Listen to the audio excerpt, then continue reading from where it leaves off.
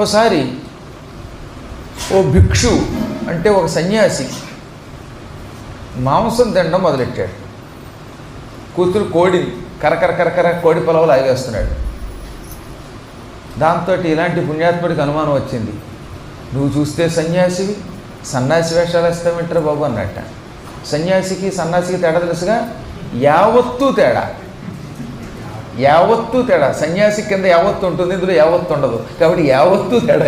సన్యాసి వీడు, సన్యాసి వాడు. సన్యాసి అంటే మనందరం ఎందుకు పనికిరాడని వదిలేస్తే వాడు సన్యాసి, మనం ఎందుకు పనికిరామని మనల్ని వదిలేస్తే సన్యాసి.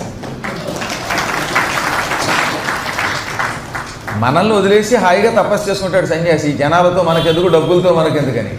కానీ సన్యాసిని మనమే వదిలేస్తాం ఎందుకురా బాబు అని. కాబట్టి ఒకడు సన్యాసి, ఒకడు సన్యాసి. అందుకని వీడు అలా అయిపోయాడు, పాపిస్తాడు. ఓ సన్యాసి మాంసం తింటూ ఉంటే పాప ఒక ఆయన